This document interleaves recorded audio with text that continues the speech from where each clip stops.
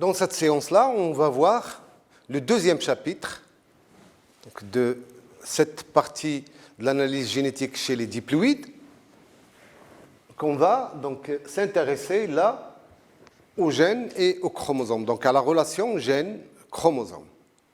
Et surtout, on va s'intéresser donc aux gènes qui sont portés par les chromosomes sexuels.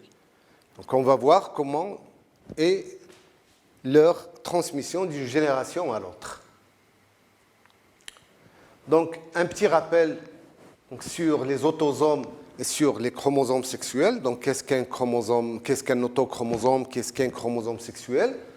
Alors, chaque individu présente, donc les individus diploïdes, ils présentent des paires de chromosomes homologues.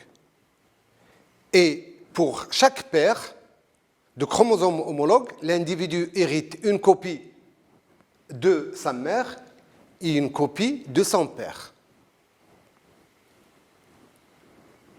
Et les gènes homologues, deux gènes qui sont homologues, généralement, ils sont semblables en termes de longueur, en termes de forme et aussi de l'ensemble des gènes qu'ils portent.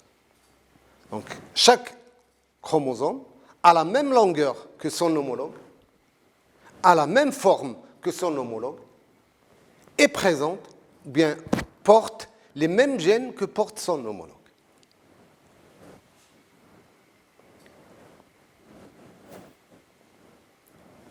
Chez l'être humain et chez aussi de nombreux autres organismes, cette similitude entre les chromosomes homologues n'est pas toujours le cas.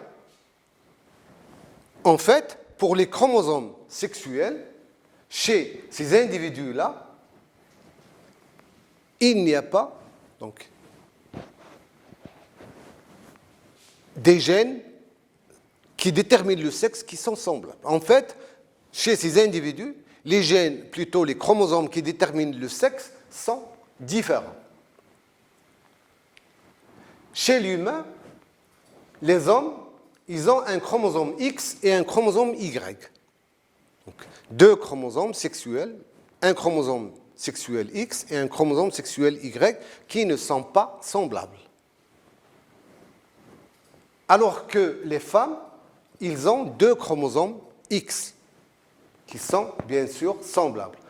On dit que l'homme est hétérogamétique, il produit donc deux types de gamètes, des gamètes qui contiennent le chromosome X et des gamètes qui contiennent le chromosome Y. Par contre, la femme est homogamétique parce qu'il présente deux chromosomes sexuels, donc il produit un seul type de gamètes, des gamètes qui contiennent le chromosome sexuel X. C'est pour cela qu'on dit qu'il est homogamétique. Le chromosome Y est beaucoup plus petit que le chromosome X. Il ne contient pas le même ensemble de gènes. C'est pour cela qu'on dit que les chromosomes sexuels chez l'homme ne sont pas semblables. Il y a le chromosome X qui est plus long que le chromosome Y et en plus, le chromosome X porte des gènes qui ne sont pas sur le chromosome Y. Il y a des chromosomes, plutôt des gènes qui sont sur le chromosome Y et qui ne sont pas sur le chromosome X. Ils ne portent pas donc les mêmes gènes. Donc on reviendra par la suite à cette idée-là des gènes sur les différents chromosomes sexuels, le chromosome X et le chromosome Y. Dans d'autres organismes, tels que donc, les papillons et quelques poissons, les mâles, ils ont deux chromosomes identiques qui sont notés ZZ. Donc là, à l'inverse de l'être humain, les mâles sont homogamétiques. Ils présentent deux chromosomes Z qui sont notés ZZ. Donc ils produisent un seul type de gamète. Par contre, les femelles, ils ont un chromosome Z et un chromosome W. Et par conséquent, ce sont les femelles qui sont hétérogamétiques, parce qu'ils produisent des gamètes qui contiennent le chromosome Z et des gamètes qui contiennent le chromosome W.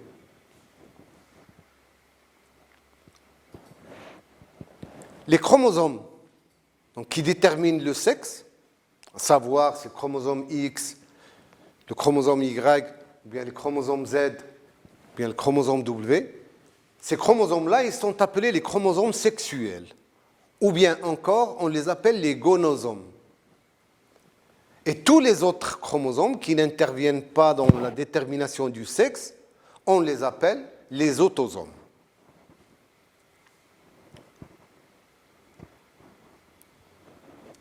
Alors, quels sont les mécanismes de détermination du sexe qui impliquent les chromosomes sexuels? Il y a 4 mécanismes. Et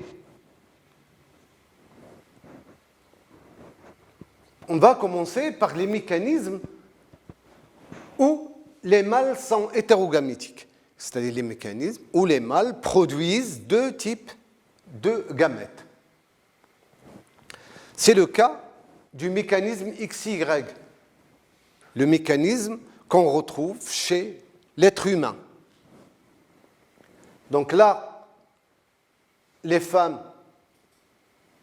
donc pour l'être humain, ils présentent 2 chromosomes sexuels X, donc XX, alors que les mâles, ils présentent, donc l'homme, pour l'être humain, donc ils présentent des chromosomes sexuels XY. Donc un chromosome sexuel X et un chromosome sexuel Y. Les femelles, pour ce mécanisme, produisent plutôt un seul type de gamètes, des gamètes qui contiennent le chromosome X, alors que les mâles, ils produisent 2 types de gamètes. Des gamètes qui ont le chromosome X et d'autres qui ont le chromosome Y. Bien sûr, quand on a l'union de 2 gamètes qui portent le chromosome X, on a, au niveau de la descendance, donc, une femelle. Quand on a l'union d'un gamète X et un gamète qui porte le chromosome Y, on a, au niveau de la descendance, un mâle. Donc, c'est le mécanisme XY. Ce mécanisme-là, on le retrouve chez l'homme et apparemment chez tous les mammifères. Toujours dans le cas où les mâles sont hétérogamétiques, on a le deuxième mécanisme qui est le mécanisme XO ou bien X0. Donc ici, les femelles sont homogamétiques, ils produisent un seul type de gamètes, des gamètes qui contiennent le chromosome X. Par contre, les mâles, ils sont hétérogamétiques. Là, ce 0, qu'on remplace aussi parfois par O, veut dire que les mâles possèdent un seul chromosome sexuel. Donc les mâles, ils présentent un seul chromosome sexuel qui est le chromosome X. Donc, pour les gamètes, ils fourniront 2 types de gamètes, ces mâles. Des gamètes qui contiennent le chromosome sexuel X et des gamètes qui ne contiennent pas de chromosome sexuel. Donc là, il n'y a pas de gamètes, plutôt il n'y a pas de chromosome sexuel dans ce gamète-là, mâle. Au niveau de la descendance, quand on a l'union de 2 gamètes qui portent des chromosomes X, on a une femelle. Et quand on a l'union d'un gamète qui porte le chromosome sexuel X avec un gamète mâle qui ne porte pas de chromosome sexuel, on a un mâle. C'est un mécanisme qu'on trouve chez les insectes de l'ordre des hémiptères, comme les punaises par exemple, et aussi chez les insectes de l'ordre des optoptères, comme les sauterelles.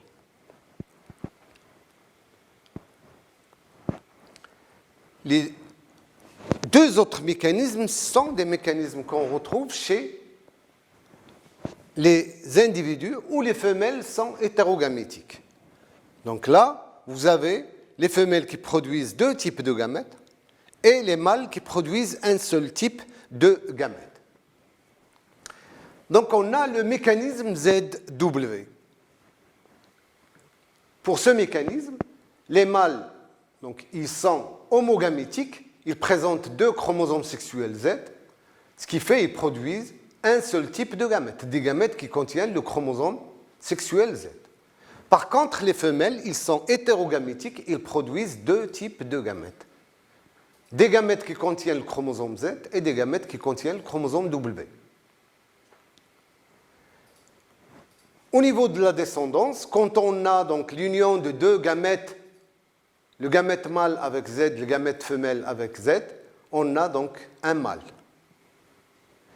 Et quand on a l'union de deux gamètes, un gamète mâle avec le chromosome Z et le gamète femelle avec le chromosome W, on a une femelle. C'est un mécanisme qu'on retrouve chez un assez grand nombre d'animaux, en particulier chez les papillons, les mites, les frigues, les vers à soie et chez certains oiseaux et poissons. Quatrième mécanisme, c'est le mécanisme ZO. Donc là, les femelles sont également hétérogamétiques, comme ce mécanisme que nous venons de voir, ZW.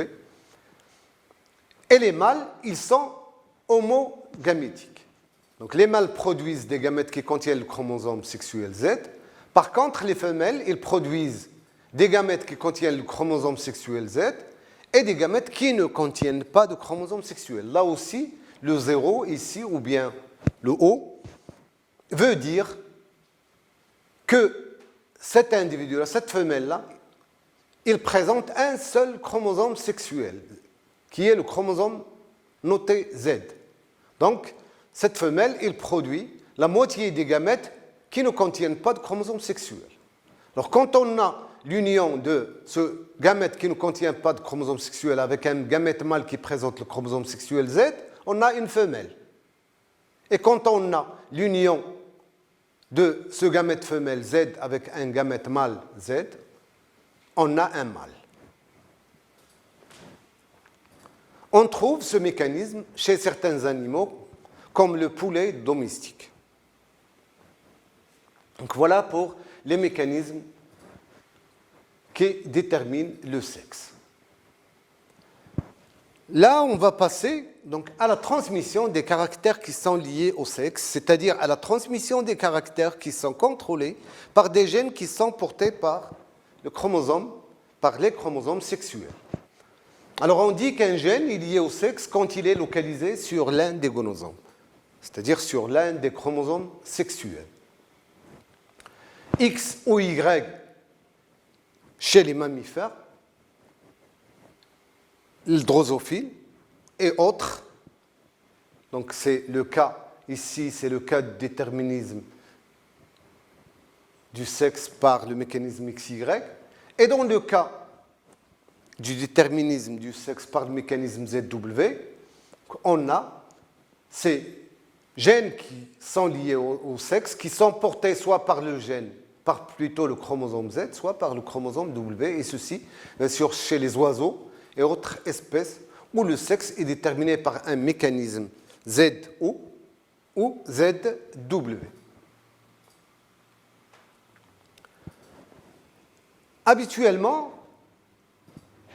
deux croisements réciproques impliquant des caractères autosomaux donnent des résultats identiques. Si, par exemple, on prend un caractère chez un organisme diploïde, on va prendre la drosophile.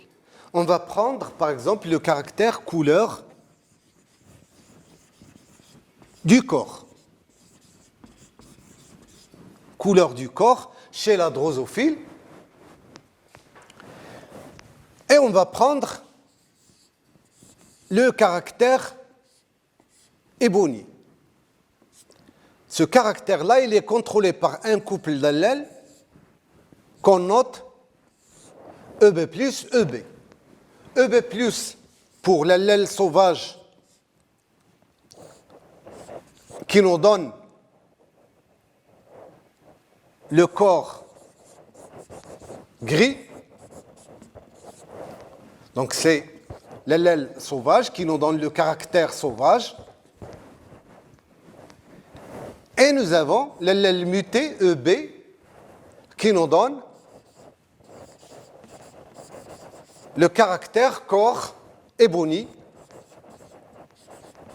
C'est le caractère mutant. Et nous avons bien sûr EB+, qui est dominant sur EB. Donc, le caractère sauvage est dominant alors que le caractère mutant est récessif. Et ce gène-là est un gène autosomal. C'est-à-dire, il est porté par un autosome. Il n'est pas porté par un chromosome sexuel, c'est-à-dire un gonosome. Il est porté par un autosome. Alors, qu'est-ce que ça veut dire décroisement réciproque? Donc, si je croise une drosophile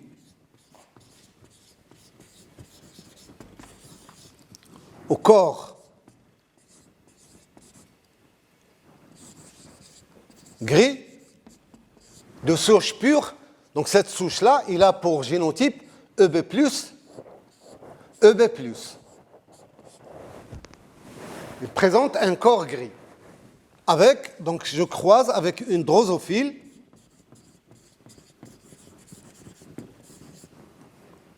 à corps éboni. Et de souche pure aussi, donc il a le génotype EB, EB. Au niveau de la F1, j'ai 100% de drosophiles qui présentent un génotype EB+, EB, donc 100% de drosophiles à corps gris.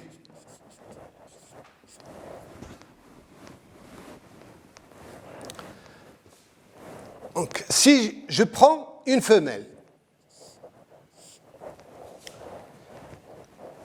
qui est EB+,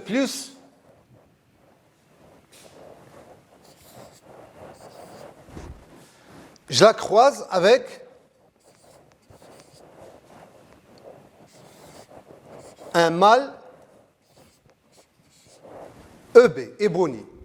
Donc j'obtiens au niveau de la F1 100% de drosophiles sauvages EB+, qui ont le phénotype corps gris.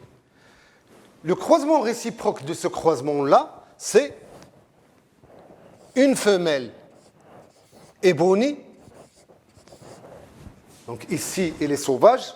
Dans ce croisement réciproque, il est éboni. Croisé avec des mâles qui sont à corps gris, sauvages, EB+. Là, j'obtiens aussi 100% de drosophiles sauvages EB+. Donc, les deux croisements réciproques donnent les mêmes résultats. Ceci dans le cas des chromosomes, plutôt dans le cas des gènes qui sont portés par des autosomes. Ce n'est pas le cas dans les chromosomes, ce n'est pas le cas pour les chromosomes qui sont portés pour les gènes plutôt, qui sont portés par les chromosomes sexuels. Donc habituellement, les deux croisements réciproques impliquant des caractères autosomaux, donc des caractères qui sont gouvernés par des gènes portés par les autosomes, donnent des résultats identiques. Comme ici, vous avez dans ce cas 100% de drosophiles sauvages et le croisement réciproque donne aussi 100% de drosophiles sauvages. Donc on obtient les mêmes résultats. Ceci n'est pas le cas pour les caractères liés au sexe. Donc, dans le cas des caractères liés au sexe, les croisements réciproques ne donnent pas les mêmes résultats. Et on va voir un cas. Donc on prend toujours l'exemple de la drosophile. On a un premier croisement où on a croisé des mâles aux yeux blancs avec des femelles aux yeux rouges. Au niveau de la F1, on a obtenu 100% de drosophiles aux yeux rouges. Donc 100% drosophiles aux yeux rouges, et on a autant de mâles que de femelles. C'est quoi le croisement réciproque de ce croisement-là? Alors là, pour le croisement réciproque, on va croiser des drosophiles mâles, et voilà, aux yeux rouges. Là, les mâles, ils ont les yeux blancs. Là, les mâles, ils ont les yeux rouges. Sans croiser avec des femelles qui ont les yeux blancs. C'est l'inverse de ce croisement-là. On l'appelle croisement réciproque. Donc là, au niveau de la F1, on a obtenu la moitié des drosophiles qui sont des mâles et qui présentent des yeux blancs, et la moitié des drosophiles qui sont des femelles et qui présentent les yeux rouges. Donc les deux croisements réciproques ne donnent pas les mêmes résultats. On va expliquer pourquoi.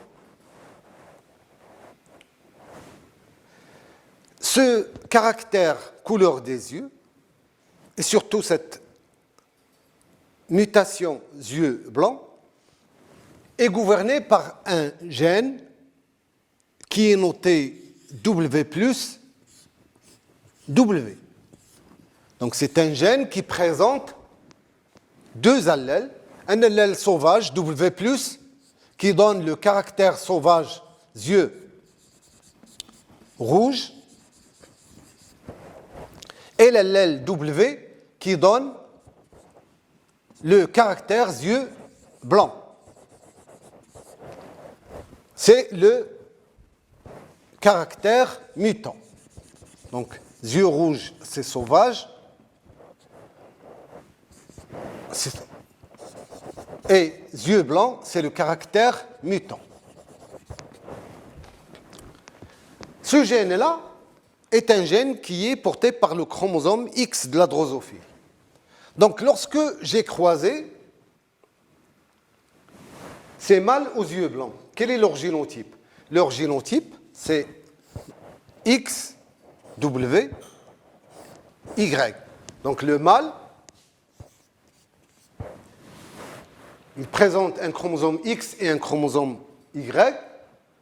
Il a les yeux blancs, donc c'est le gène W, plutôt l'allèle W qu'on a sur le chromosome X. Il est croisé avec la femelle qui présente les yeux rouges.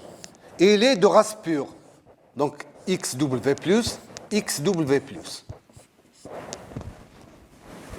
Donc les gamètes plutôt produits par le mâle sont les gamètes XW et Y. Les gamètes produits par la femelle sont tous des gamètes XW+.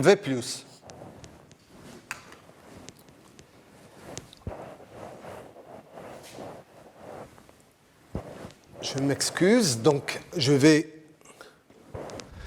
dit que le mâle produit des gamètes XW et des gamètes Y, alors que la femelle, il produit uniquement des gamètes XW+. Donc, au niveau de la descendance, je vais avoir des individus qui ont le génotype XW plus XW et des drosophiles qui ont XW plus Y. Ici, ce sont des mâles. Là, ce sont des femelles qui ont tous... Bon, le caractère sauvage est dominant. Donc, ces femelles, ils ont les yeux rouges.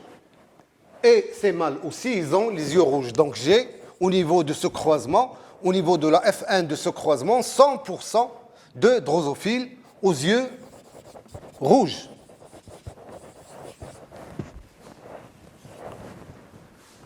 Dans le deuxième cas, le cas où la femelle